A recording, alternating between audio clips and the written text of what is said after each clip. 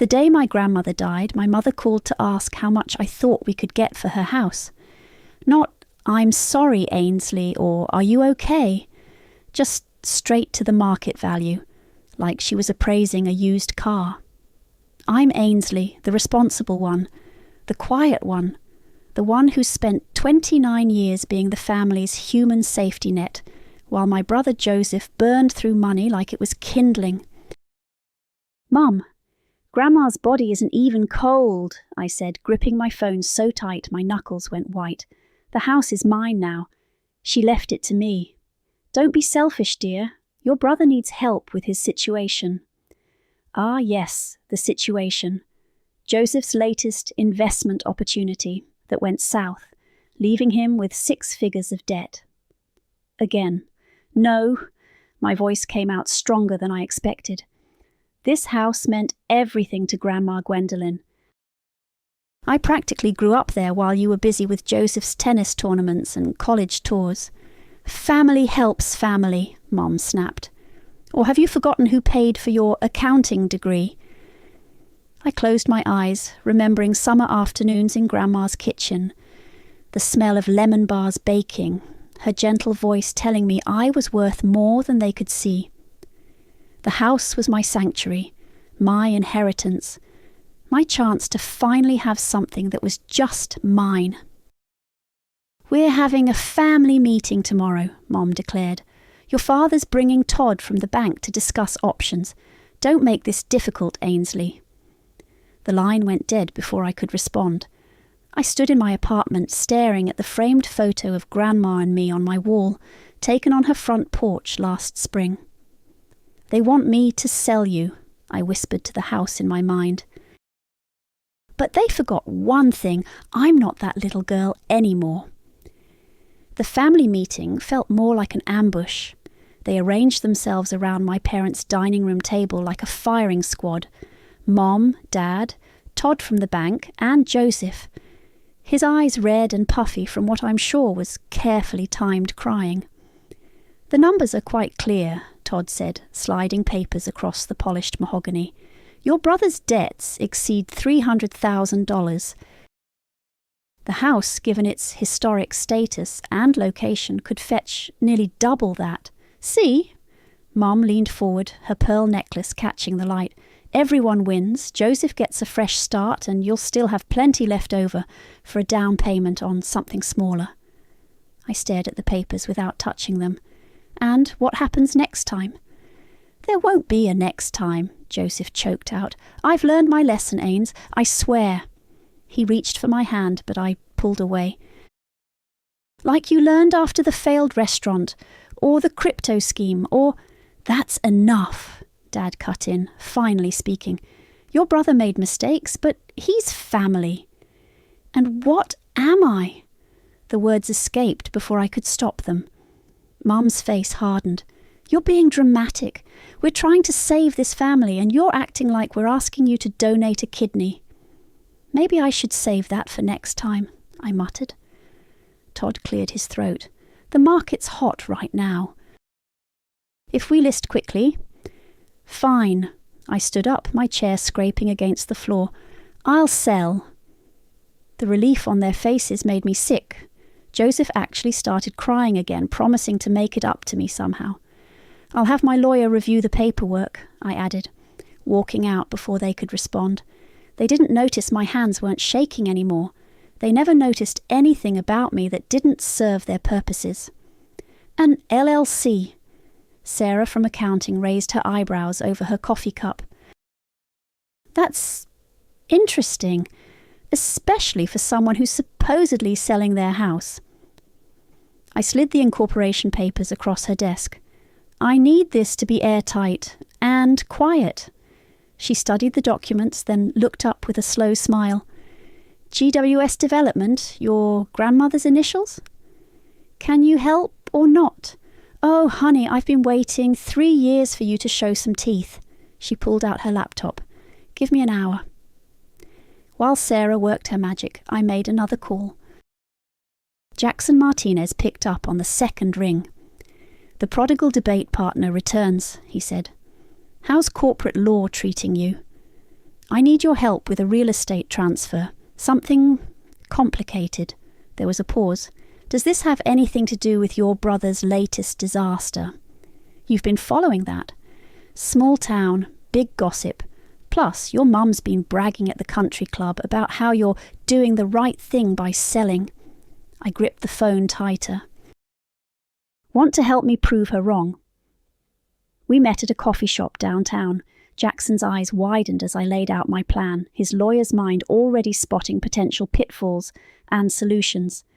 This is elegant, he finally said. Brutal, but elegant. Your family won't see it coming until it's too late.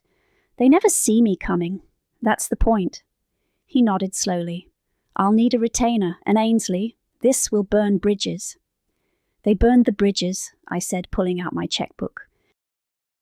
I'm just making sure they can't rebuild them. Sarah texted later. LLC registered. You're officially in business, boss. The pieces were falling into place, now for the real game to begin.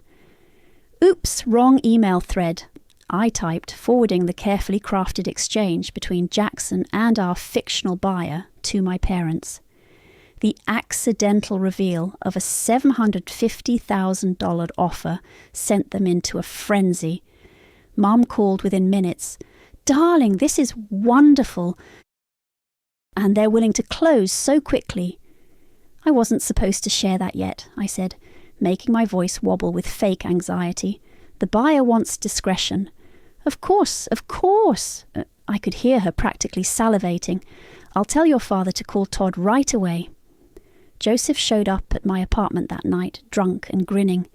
You did it, sis. I knew you'd come through.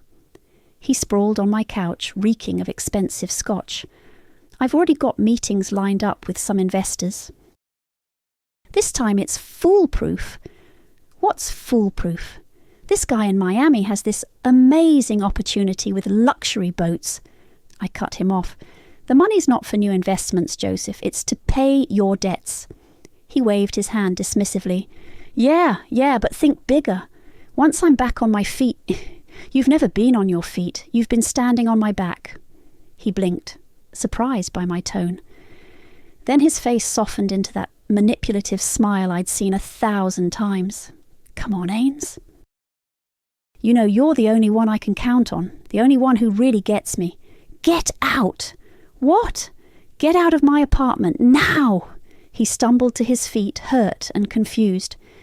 At the door, he turned back. You're acting weird, sis. This isn't like you. I smiled. No, it's not. That's the point. After he left, I texted Jackson. They're all in. Set up the closing.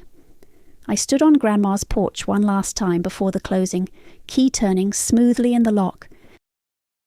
The house smelled like lemon and old wood, exactly as it always had. My phone buzzed.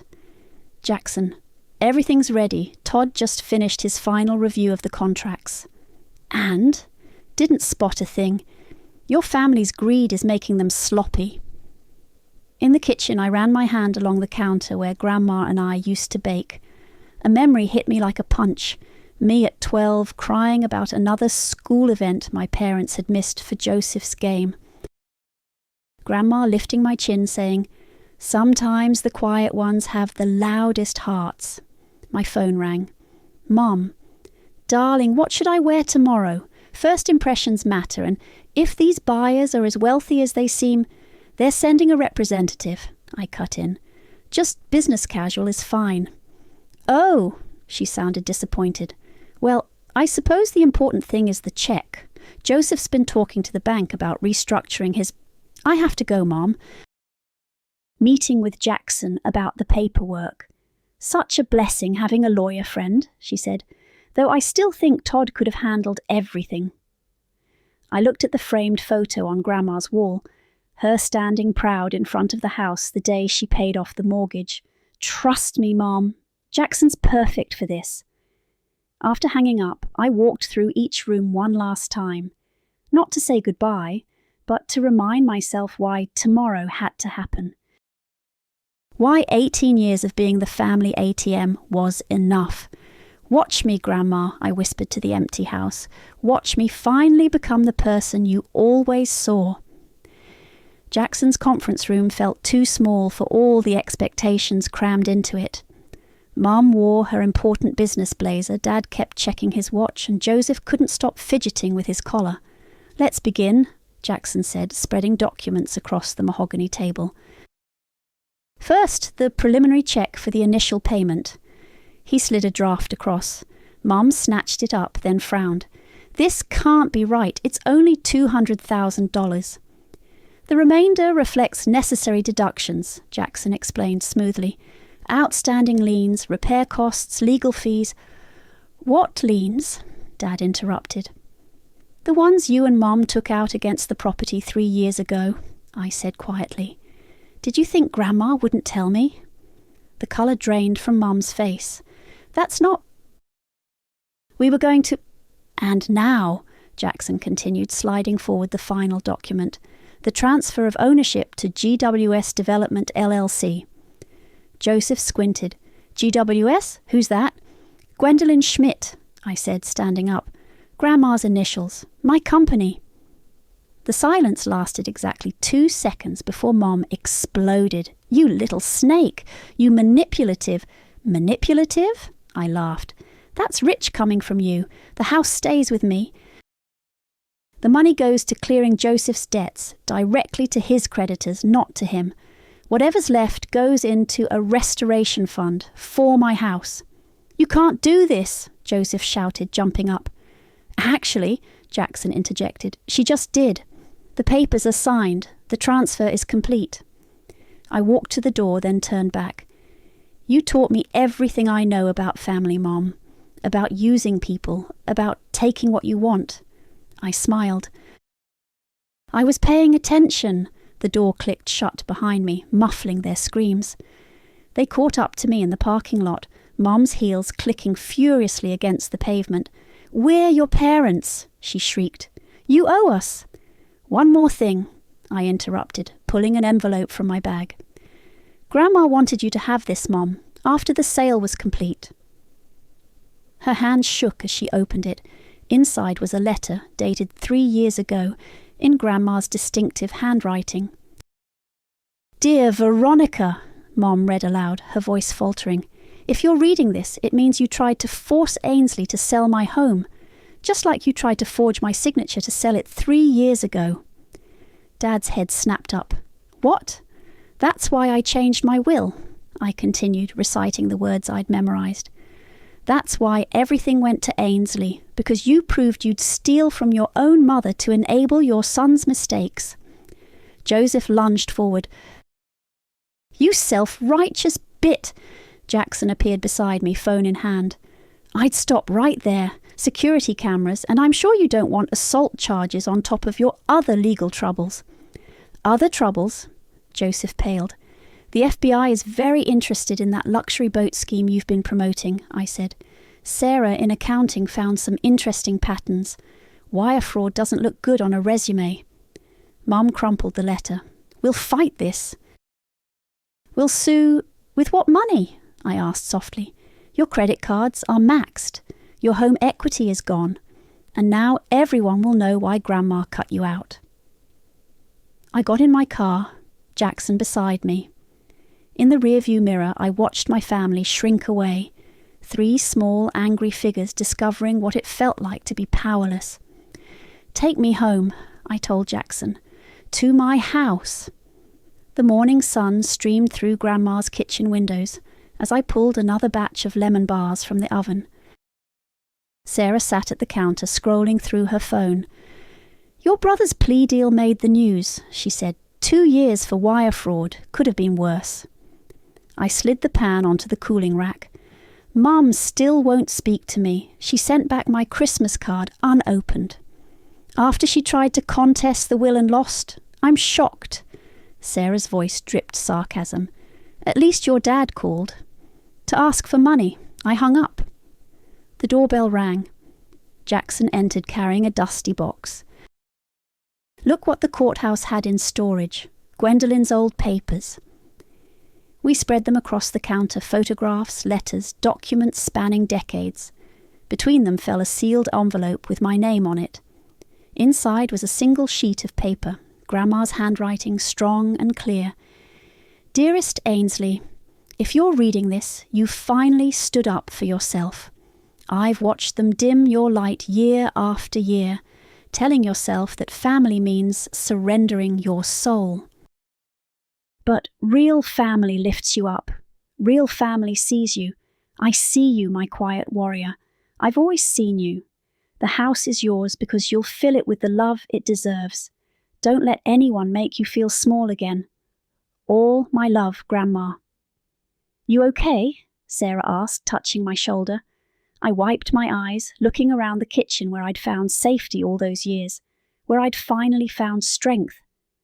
I'm better than okay, I said, pulling out Grandma's recipe box. I'm home! The lemon bars cooled on the counter, their familiar scent filling every corner of my sanctuary, my inheritance, my victory.